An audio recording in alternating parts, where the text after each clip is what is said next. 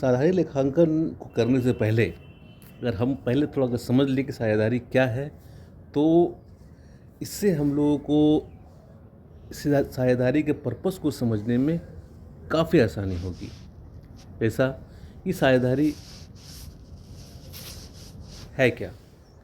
ये भारतीय अनुबंध अधिनियम 1872 के अनुसार साझेदारी उन व्यक्तियों का परस्पर संबंध है जो किसी व्यवसाय में अपनी संपत्ति, श्रम अथवा चातुर्य को संयुक्त करने तथा इसके लाभों को परस्पर करने के लिए सहमत हो गए हैं। एक और डिफिनेशन देखिए, प्रोफेसर किम्बॉल ये क्या बोल रहे हैं कि एक साझेदारी अथवा फर्म व्यक्तियों का एक समूह है जिन्होंने किसी व्यवसाय उपक्रम को चलाने के उद्देश्य से पूंजी अथवा सेवाओं का एकीकरण किया हो। अब साझेदारी जो हम लोगों की है, साझेदारी क्यों करना पड़ता है? जैसे कि आप समझ लीजिए कि जैसे कि एक छोटा सा शॉप होता है, ये कोई एक ऑनरशिप में कोई काम होता है। जब वो काम बढ़ जाता है तो वहाँ पर एक आदमी के बूते की चीज़ नहीं है कि उसको पूरा हैंडल कर पाए।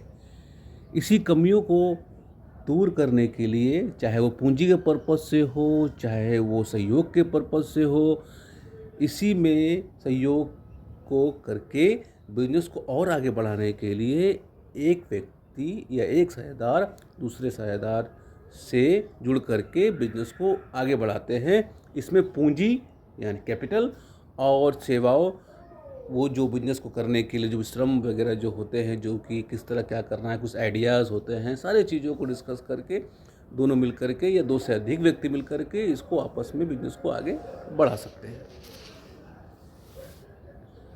साझेदारी की विशेषताएं या लक्षण के बारे में बात करते हैं। दो या दो से व्यक्तियों का होना सबसे पहला इसकी विशेषता या लक्षण में है। दो या दो से अधिक व्यक्तियों का होना। अगर एक व्यक्ति है तो वो एब्सोल्युटली वो ओनरशिप में आता है। अगर एक से अधिक व्यक्ति है तो वो साझेदारी के रूप में भी आ सकता है। साझेदारी व्यवसाय के लिए कम से कम दो व्यक्तियों का होना आवश्यक है। ये व्यक्ति अनुबंध करने योग्य हो। भारत में वैधानिक रूप से सामान्य व्यवसाय में साझेदारी में अधिक से अधिक 20 व्यक्तियों एवं बैंकिंग व्यवसाय में 10 व्यक्ति साझेदार हो सकते हैं। पहला है कि दो या दो से अधिक, ठीक है, ये ध्यान रखना है। अगर एक ही व्यक्ति भी किसी बिजनेस को हैंडल कर रहा है तो वो पार्टनरशिप या वो साझेदारी नहीं है। दूसरी विशेषता और लक्षण के बारे में चर्चा करते हैं। व्यवसाय के लाभ को आपस में बांटना। यहाँ पे देख, साझेदारी का उद्देश्य व्यवसाय से केवल लाभ कमाना ही नहीं वरन उसे आपस में बांटना भी होना चाहिए, क्योंकि साझेदारी लाभ के ही अधिकारी नहीं वरन संभावित हानि के लिए उत्तरदायित्व होते हैं। अब यहाँ पे देख लीजिए कि अगर एक साझेदार किसी दूसरे साझेदार के साथ में अगर ऐड हो रहे हैं और वहाँ पर कुछ प्रॉफिट हो रही है तो एब्सोल्युटली कि पार्टनर्स में बटेंगे। लेकिन अगर लॉस भी होते हैं तो वो भी पार्टनर्स में बंटने चाहिए। इसके अलग अलग टर्म एंड कंडीशंस होते हैं जिसके बारे में हम लोग चर्चा करेंगे। तो यहाँ पर सिंपल सा ये है कि वो सिर्फ प्रॉफिट का ही नहीं, उसके लॉस या संभावित हानि जो होती है उसके लिए भी उत्तरदायित्व, उसके लिए भी लायबल होते हैं। तीसरी विशेषता और लक्षण के बारे में चर्चा करते हैं। साझेदारों के मध्य वैध अनुबंध होना। अब देखिए, वैध अनुबंध होना ये क्यों है? अब मान लीजिए कि बिना वैध अनुबंध के अगर कोई काम करते हैं और कोई साझेदार अगर अपने बात से बैक हो जाए या उसकी बातों को ना माने, वहाँ पर फिर तो साझेदारी टूट जाएगी। तो एक लंबे साझेदारी का चलने के लिए भी अनुबंध का होना अत्यावश्यक है, ताकि दोनों साझेदार को उसके नियम, उसकी शर्तें, सारी चीज़ अच्छी तरह से मालूम हो, ताकि भविष्य में किसी तरह का कम्युनिकेशन गैप ना हो। अधिनियमानुसार साझेदार का संबंध अनुबंध द्वारा उत्पन्न होता है, स्थिति द्वारा नहीं। अतः यह नितांत आवश्यक है कि साझेदार के बीच एक अनुबंध हो, क्योंकि सम्मिलित हिंदू परिवार के सदस्यों का संबंध अनुबंध द्वारा उत्पन्न नहीं होता, अतः कानून की दृष्टि में वो साझेदार नहीं माने जाते। सिंपल सी बात है, एक ही फैमिली है या हिंदू परिवार है, वो कुछ बिजनेस कर रहे हैं और कोई अनुबंध, वो अगर अनुबंध द्वारा उत्पन्न नहीं होता है ना, तो वो सिंपल सी बात, साझेदारी में वो नहीं आएगा। अतः कानून की दृष्टि से साझेदार नहीं माने जाते तथा उनका व्यवसाय भी साझेदारी का व्यवसाय नहीं कहलाता। ये अनुबंध लिखित हो सकता अथवा मौखिक। अनुबंध देखिए, मौखिक तो चलता है लेकिन लिखित होना अति आवश्यक है, इसको आप ध्यान रखेंगे। आप चौथे विशेषता और लक्षण के बारे में बात करते हैं। असीमित दायित्व। साझेदारी की एक विशेषता यह भी है कि साझेदारों का दायित्व असीमित होता है। फर्म में ऋणों के भुगतान के लिए साझेदार व्यक्ति रूप से उत्तरदायी होते हैं, अर्थात हानि की स्थिति में फर्म के ऋणदाता अपने धन साझेदारों के व्यक्तिगत संपत्ति से वसूल कर सकते हैं। अब यहाँ पे क्या है कि पार्टनरशिप दो मिल गए, उन्होंने बिजनेस स्टार्ट कर दिया, बिजनेस में लॉस हो गई, दोनों ये बोल के पल्ला नहीं झाड़ सकते कि भाई हम नहीं जानते, ये तो डूब गई। नहीं, इन लोग को अपने पर्सनल संपत्ति से भी जो भी इनके दायित्व है, उनका जो ऋणदाता है उनको संपत्ति देना होगा या कोई जाता वो वसूल कर सकते हैं। पांचवी विशेषता है लक्षण परम सद्विश्वास का होना। अब परम सद्विश्वास तो भाई किसी भी चीज़ के लिए ज़रूरी है, लेकिन साझेदार के लिए अत्यंत आवश्यक है कि साझेदार में आपसी सद्विश्वास सुदृढ़ हो। साझेदारी तो विश्वास पर ही आधारित है। जिस दिन भी आपस में मतभेद हो जाता, साझेदारी ज़्यादा चल नहीं पाती और अंत में इसका समापन हो सकता है। सिंपल सा है कि भाई अगर किसी भी चीज़ को शुरू कर रहे हैं, अगर उसकी बुनियाद ही खोखली हो तो वो अधिक दिन नहीं चल सकती। इसलिए ये विश्वास का होना है कि एक साझेदार दूसरे साझेदार पर विश्वास का होना ये सबसे अति आवश्यक है, तभी जाके साझेदारी फर्म अच्छे से चल सकता है, वो आगे बढ़ भी सकता है। छठी विशेषताएं लक्षण हितों का हस्तांतरण।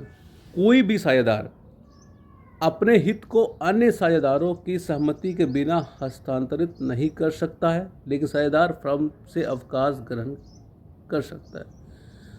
अब देखिए सिंपल सा है, कोई भी साझेदार अपने हितों को अन्य साझेदारों के सहमति के बिना हस्तांतरित नहीं कर सकता। जो भी उनका है, जो भी रोल्स है वो भी है, बिना किसी सहमति के वो हस्तांतरित वो नहीं कर सकता।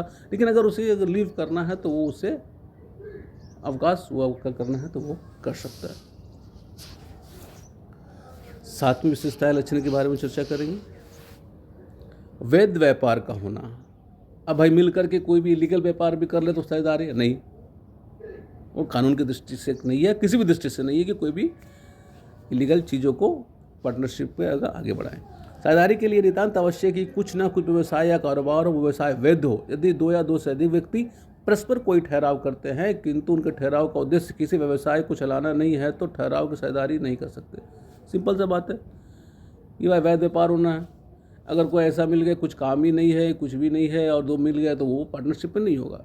यहाँ सिंपल सा ये ध्यान रखना है कि साझेदारी के लिए ये नितांत आवश्यक है कि कुछ ना कुछ व्यवसाय या कारोबार हो, व्यवसाय वैध हो। बस ये ध्यान रखेंगे, इतना से आप समझ सकते हैं।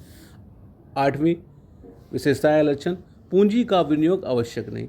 साझेदार बनाने के लिए आवश्यक नहीं है कि वो पूंजी भी लगाए। बिना पूंजी लगाए भी कोई व्यक्ति फर्म में आपसी समझौता से साझेदार बन सकता है।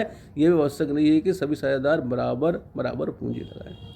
अब भाई चार आदमी मिले, अब चारों के पास किसी के पास वो बोलता मेरे पास पूंजी नहीं है भाई, लेकिन हम पूरे बिजनेस को चलाने के लिए हम उसमें अपने श्रम का योगदान पूरा देंगे। इस शर्त में भी पार्टनरशिप एक दूसरे से ऐड हो सकते हैं।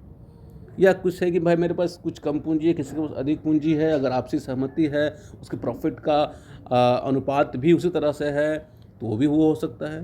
तो पूंजी का विनियोग यानी पूंजी लगाने पर ही पार्टनरशिप या साझेदार बन सकते हैं, ये आवश्यक नहीं है।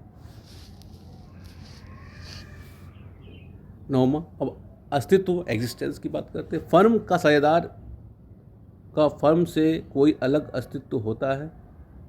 फलस्वरूप साझेदारी पर किसी साझेदार के दिवालिया होने, मृत्यु होने या अवकाश ग्रहण करने आदि बातों का प्रभाव पड़ता है। फर्म का साझेदारों का फर्म से कोई अलग अस्तित्व होता है।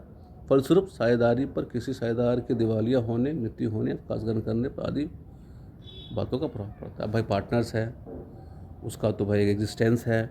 अगर वो डेथ होते हैं या कुछ होते हैं तो एब्सोल्युटली है कि उस बातों का प्रभाव पार्टनरशिप पे पड़ेगा।